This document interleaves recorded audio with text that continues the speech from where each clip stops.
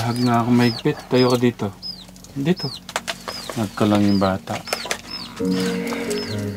Maigpit. 1 hour.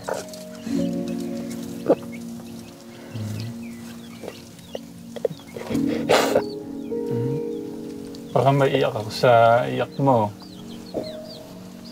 Alam ko kasi yung nararamdaman ng mga bata pagka ganito.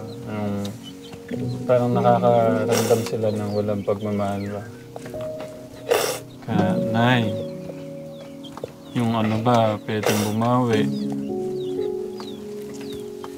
Love ka ni Mama, ng mga tito. Tignan mo. Ayaw nila talaga lahat masasaktan. Sabi ako nga po, yung anak ko. Kaya sinasabi ko sa inyo, mahal na ako na yun. Babalik ako dito next week, ha? Malaman ko yung anong decision mo, ha? Okay? Wala ka talagang pagbibili?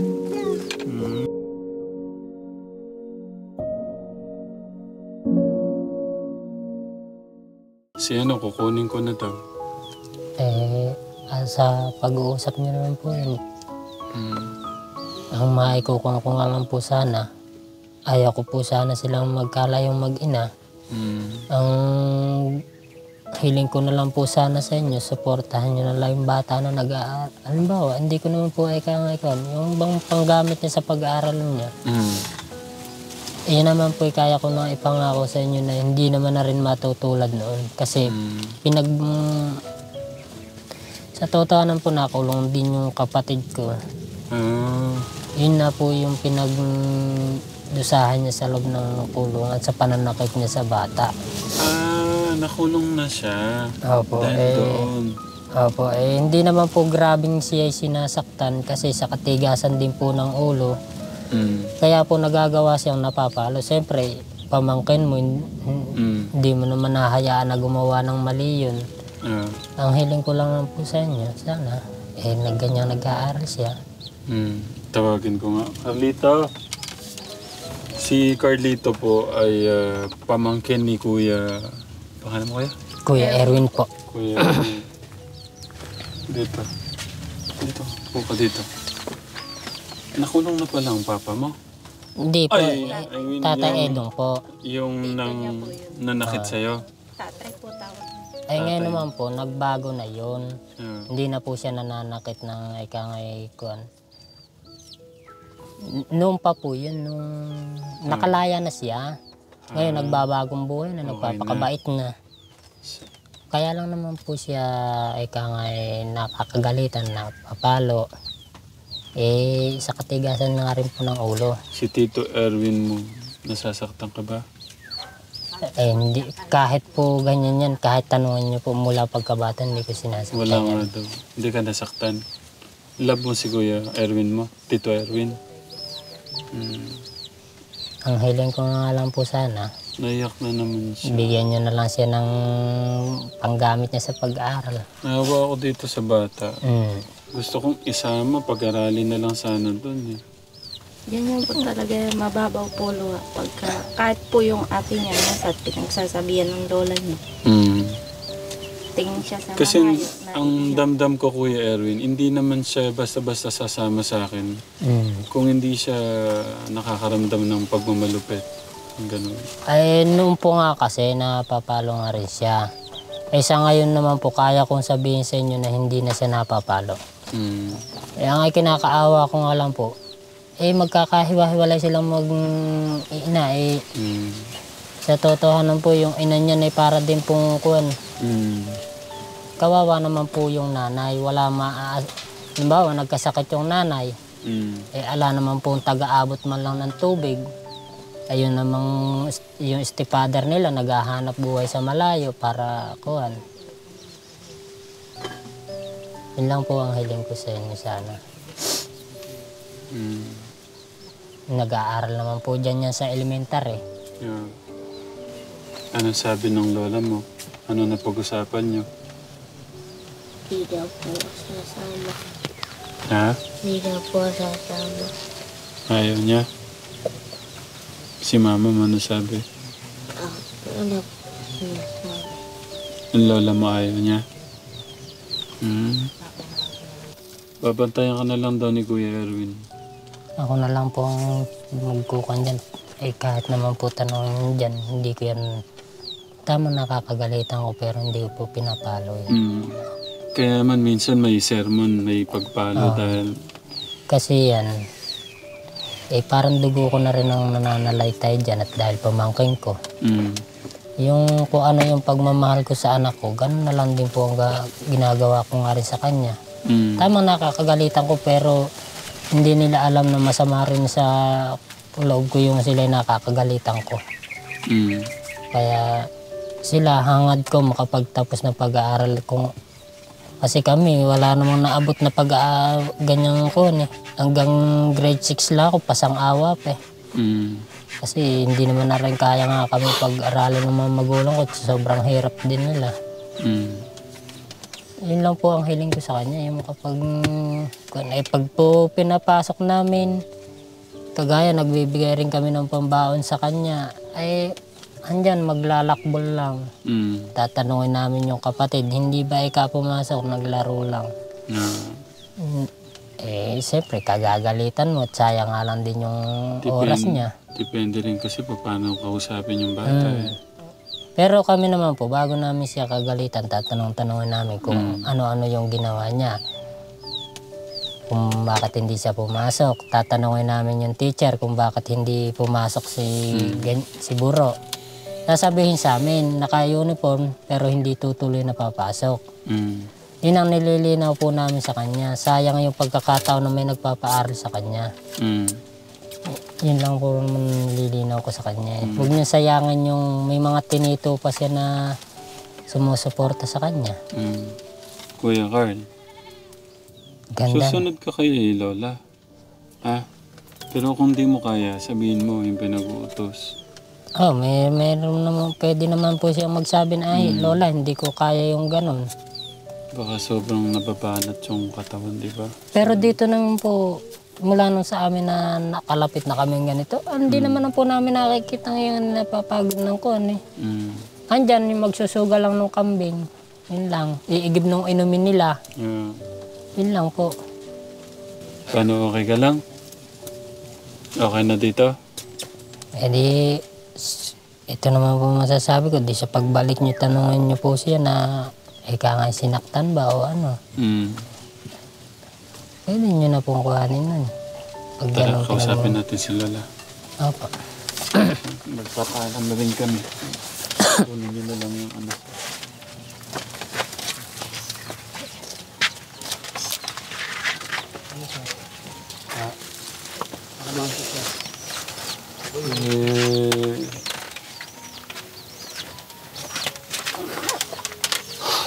O, din ka. Pagbalik na lang daw, Lola.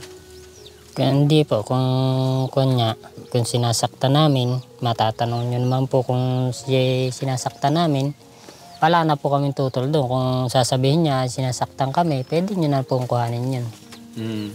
Pero kaya ko naman po ipangako sa inyo, nung mula nung handito kami na magkakasama, hindi naman po siya napapagod, hindi siya nasasaktan. Kahit pa paano naman na nakikita naman po namin, ayan lang naman po yung bahay namin. Ako naman po hindi nagsisinungaling, talagang kita po namin yan. Ewan ko nga lang, kaya nga lang kasi siya napapalo sa sobrang tigas nga rin ng ulo niya. Ang hiling ko nga lang po sa inyo, yung mabigyan niyo siya ng school supply, gano'n. Sa tulong na rin po ba sa pag-aaral niya dyan sa elementary? Kasi naaawa rin po kasi ako dyan sa nanay niya. Tatatlo na nga lang sila. Bale, 4, pati yung stepfather ni Buro, nagtatrabaho naman po sa malayo. Sino pa po ang titingin-tingin doon sa ina? Yun lang naman po ang masasabi ko. Ako po, masasabi ko rin, may kuwan din po ako sa barangay. Kaya ko naman po ipangako sa inyo na hindi na siya nasasaktan niya yun. Kaya lang siya napapalo sa tigas niya rin ng ulo niya. Kausapin niyo po sila. Yun lang po naman masasabi ko. Lola, sabi kasi, wag niyo po akong iwan. Sabi niya ganyan kanina, wag niyo po akong iwan ha. Sama niyo na po ako, sabi niya ganun.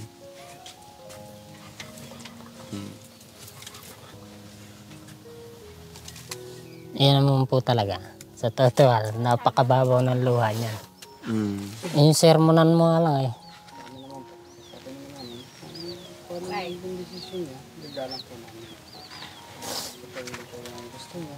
Mm. Sa amin naman po, tulad ko po, sa amin siya nakatira na mag-ina. Kasi kami na lang din po mag-ina magkasama. Sa akong pamangkin na yun. Ah, anak niyo din po. O, binata pa po yan. Sinuldan po ako. Oh. Masasabi ko po sa kanya kung ano po yung magiging desisyon niya at kung sa isip niya makakabuti para sa kanya, masakit man po para sa amin na mawala sila or mawalay siya sa amin. Gagalang na lang din po namin kasi yun po yung gusto niya. Nararamdaman na ng bata yung nasasaktan kayo pagka mawawalay siya. Oh. No. Kasi feeling po niya hindi niya siya mahal. Sa akin po, sa totoo lang, yan, ilang buwan na rin po or taon na rin po silang nandito sa amin. Mm. Sa akin po, wala talaga akong masasabi dahil hindi naman po siya. Ako po talaga, sa bibig, mabunga nga lang po ako sa kanya. Mm. Lagi ko siyang sinisermonan pero hindi ko po siya pinapalo. Kasi gusto ko lang po na mai-time sa isip niya na yung mga ginagawa niya mali. Mm. Totoo lang po, may kakulitan siya, matigas ang ulo, minsan di siya sumusunod ng tama. Mm. Pero sa amin pong mga amain niya, masakit para sa amin na maalis siya talaga. Kasi laman at dugo namin siya, mahal namin siya. Ayaw namin siya mawala. Kahit mahirap ang buhay namin, kahit ganito lang bahay namin, gusto po namin magkakasama kami. Pero kung sa isip niya, doon siya mapapabuti, mapapaginawa buhay niya, masaya naman po kami. Masayang malungkot. Kung yun ang gusto niya, kung yun ang desisyon niya, igagalang na lang po namin para kung ano may marating niya sa buhay. At isa pang masasabi ko sa kanya, kung saan man siya matitira, magpakabait na lang siya. Mahalin niya yung mga tao na kukup-kup sa kanya. Ito rin yung pamilya niya. Mm. Mahal ka naman pala ni tito mo. Ako po, kahit po konti-konti lang kinikita ko, makaka-sideline sa trabaho. Kahit pa paano, inuwihan ko sila dito. Ang mga makakain nila. Nagsasalo-saluhan namin. Pero masakit po talaga sa amin na kahit pa maalis yung pamangkin namin. Kasi kahit nahirap yung buhay, ayaw namin na magkakahiwalay kami ng pamilya. Kahit po unti-unti lang kinikita ko sa trabaho, gusto ko po maigapang sila sa kahit na magsalo-salo kami sa konting pagkain, basta magkakasama lang kami. Nabigla nga po ako kanina kasi sabi, alis na daw. Masakit po sa akin yun kasi mahal na mahal ko rin po sila eh. Ayoko po sila maalis sa amin. Isa pa po yung nanay nila, kita naman la sitwasyon din ng buhay. So hindi nyo kaya mawalay po yung pamangkin nyo? Sa totoo lang po talaga masasabi ko, kung sa akin lang po, ayoko po siya maalis. Kasi hindi ko po kaya mawala sila sa amin. Paano ba yan? Masasaktan sila. Minado naman po kami na minsan nasasaktan siya ng mga iba naming kapatid. Kasi nga po, natural na lang din po yung kasi sobrang kulit niya. Minsan di nga po siya sumusunod sa amin. Parang pandidisiplina na lang po. Pero kung mga mura pa yung edad niya, iniisip niya na siya minamaltrato. Hindi, kung sa isipin niya po, hindi naman po pang maltrato sa kanya kasi gusto lang po ituwid siya. Lumakas siya ng tama. Yung masyado siyang nasaktan, kuya, sinabihan kasi si mama niya na papaampon niya. Paampon na lang daw siya. Yun yung kinikim-kim niya pala kanina, sinabi sa akin. Sa amin naman po, tulad ko, kung gusto niya dito, sabi ko nga, nung doon nakatira sa kapatid namin, umuwi ka na lang sa amin. Umuwi naman po dito sa bahay. Kaya dito lang siya nakatira sa amin. Kaya nga lang po, talagang wala kaming maibigay sa kanya na nga yung mga bagay-bagay na marang yung buhay. Kasi nga po, hirap ng buhay namin. Gano'n lang kinikita din namin mag-ina. Nagkakatuwang kami sa trabaho minsan. Halos sapat-sapat lang din po sa pagkain namin. So, isang linggo. Hindi namin sila mabila ng madalas na masasarap na pagkain. Tapos yung ko naman po, yung pagpapalaki sa kanya, pinipilit naman namin po siya mapalaki ng Kuya maayos. August. Kanina pa lumuluha. Mapag-aral siya. Pinipilit Papayak niya. niya si Kuya August. Pinipilit nga po namin siya na kahit kumo kaming mga amain niya, hindi na nakapag-aral eh. Gusto po namin na kahit sila man lang, kahit sa elementary man lang, makatuntong man lang sila. Kasi tulad ko po, anong grade lang natapos ko? Grade 3 lang ako. Gusto nga po na mapag-aral man lang sila. Yung mga magulang namin todo. Pero kung yun yung gusto niya, Kaya may yung kadulo-duluhan yung bundok na inaahon ng aming magulang.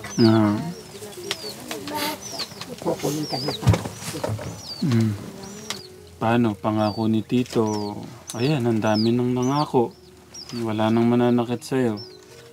Babalik ako dito next week daw. Pagka daw sinaktan ka pa o sino man. No, Kuya Erwin. At andyan naman si titulare. Kaya ko sabihin niya, ay, ganito. Wala na daw, ano. Pero Hindi, kaya ko naman po ipangako sa inyo na wala nang pananakit. ala na po. Hindi na hambalusin ni Lola. Hindi ko po yan natatalo mula po yan ang sila natin. Sorry Lola, sorry Lola. tulad nung ate niya, Bata, kahit na nag-aaway silang mag-ate, ngayon tingnan mo, ate mo nasaan? Nandyan, nagtatago. Kasi hindi niya kayang makitang aalis ka kung aalis ka man.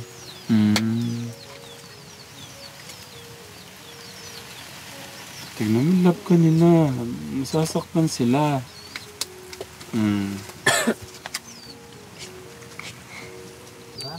Kasi po sa amin, ang pinakamasaya sa amin, yung buo pamilya namin. Yung hindi kami hiwa-hiwalay. Kahit mahirap lang, kahit kami nagdidildil lang ng pagkain. Ang importante po sa amin, magkakasama kami. Yung walang aalis, walang mawala sa amin. Kasi kami na nga lang, wala na kaming ama, wala na kaming tatay. Tapos nanay na lang nandiyan namin. Tapos aalis pa yung mga pamangkin namin. Hindi may masakit po para sa amin yun. Nababawasan na naman kami sa pamilya namin. Kaya kung ano po yung maging desisyon niya, gagalang na lang po namin. Masakit man po sa amin. Kung yun ang gusto niya, kung naiisip niya po na doon siya mapapabuti. Biling ko na nga lang po sa kanya. Magpakabait na lang po siya. Mahalin niya yung mga tao na mag-aaral, magkukup-kup sa kanya. Mag-aaral siyang mabuti. Kung mag-aaral man siya doon, pagsikapan niya, darating din naman yung panahon na kung gusto niyang bumalik dito, makakabalik naman siya. Kasi mahirap nga naman yung biglain mo sila. mahirap po talaga. Sakit po sa amin yung bigla na lang isang aalis nang. Tulad ko po, kararating ko lang galing sa malayo. Tapos pagdating ko, gano'n na yung balitaan ko na andyan nga daw. Kaya nga po, Antimano, umuwi ako dito. Alis nga raw si Bro. Kinuha nga daw ng nakasasakyan pula. Diyan pa lang po sa daan, talagang sobrang nasaktan na ako, nabigla ako nung mabalitaan ko na gano'n. Ba't ka ako gano'n? Sige, pagbalik ko, ano yung gusto mong pabili? May gusto ka bang pabili? Sa bayan? Wala kang gustong pabili? Pahag nga ako mahigpit. Tayo ka dito. Dito. Nagka lang yung bata. Mahigpit. 1 hour.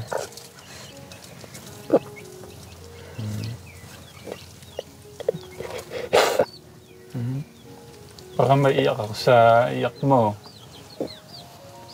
Alam ko kasi yung nararamdaman ng mga bata pagka ganito. Yung parang nakakaramdam sila ng walang pagmamahal ba.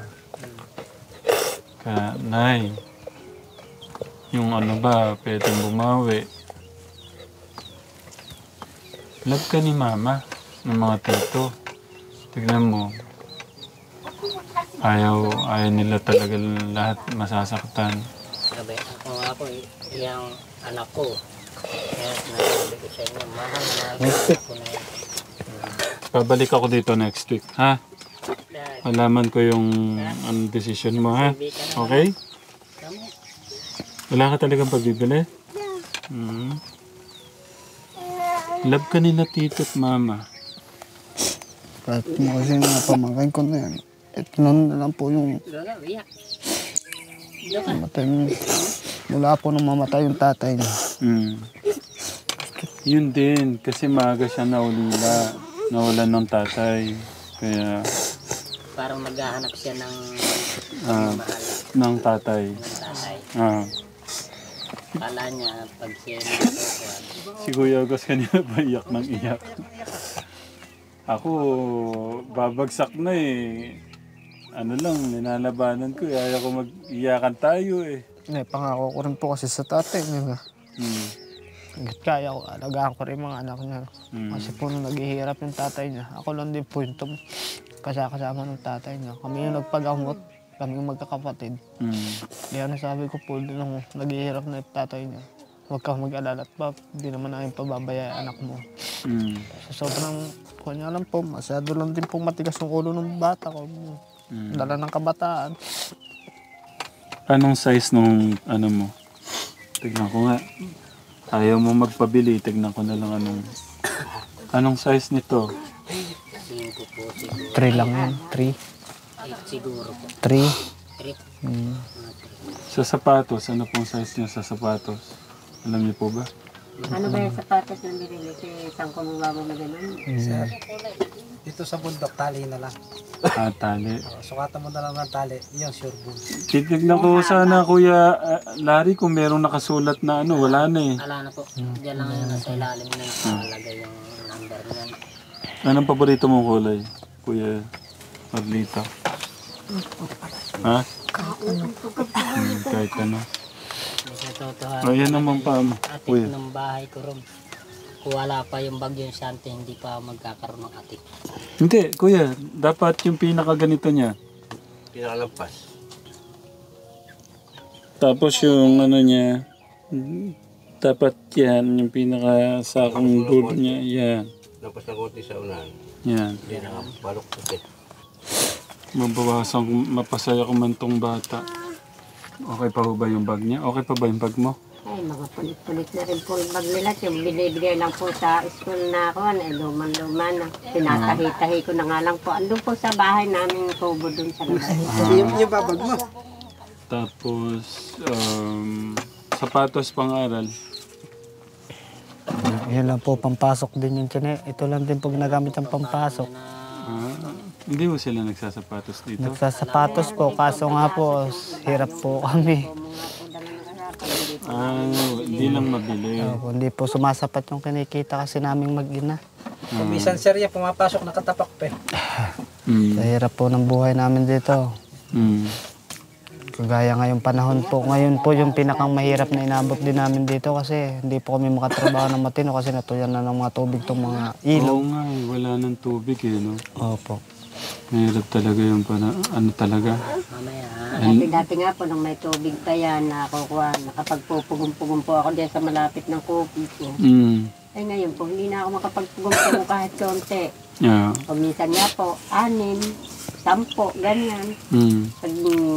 Kapag hahango po ako, ngayon ala ng tubig. Tulad kagabi, magdamag akong nagpahinante, 200 lang kinita ko.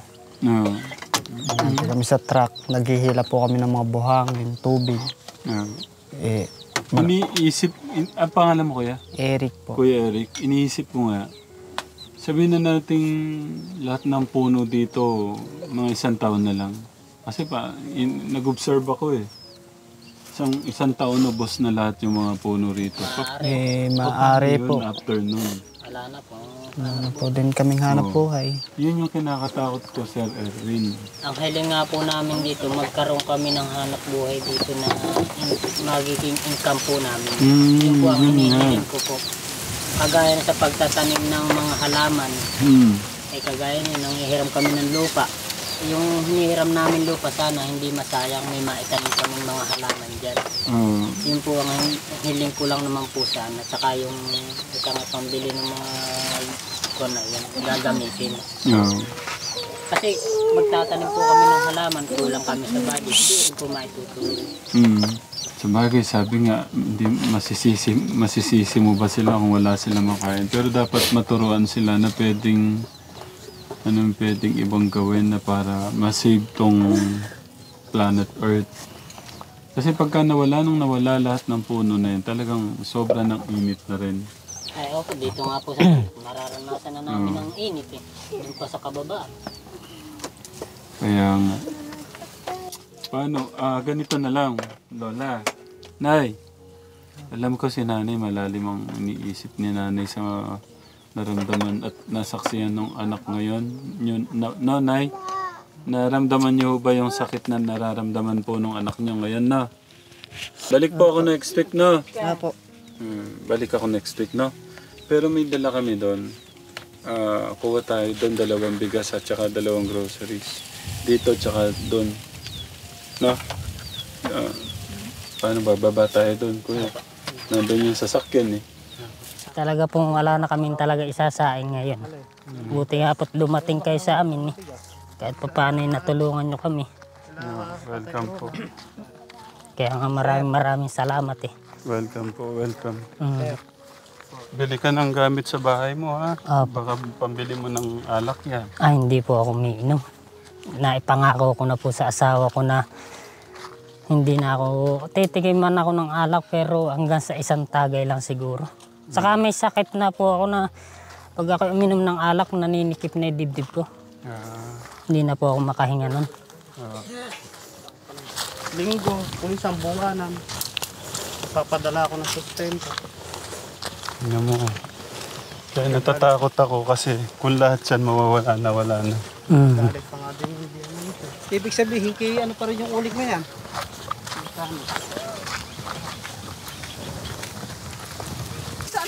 Kuya Carlito, may gatas ka dito, ha? Oh.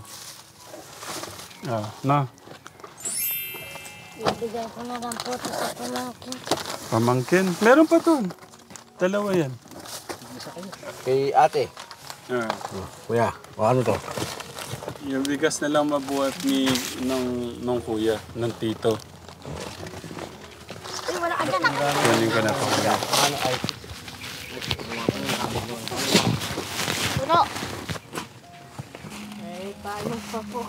Paano po? Ingat po kayo, ha? Welcome po. Ingat po kayo. Naabot na po kami rito sa ganito kabundukan. Masaya yung puso ko na bisita ko kayo. Sana po God bless. pa kayo ng Panginoon. God bless. May gatas ka doon, ha? Babalik ako dito, ha? Yung gatas mo, pasanin mo na yung gatas mo.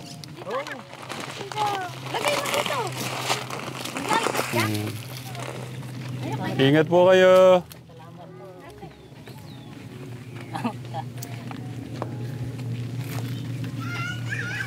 At least, kahit pa paano ka, Tekram, makapagpasa tayo ulit ng mga kababayan natin.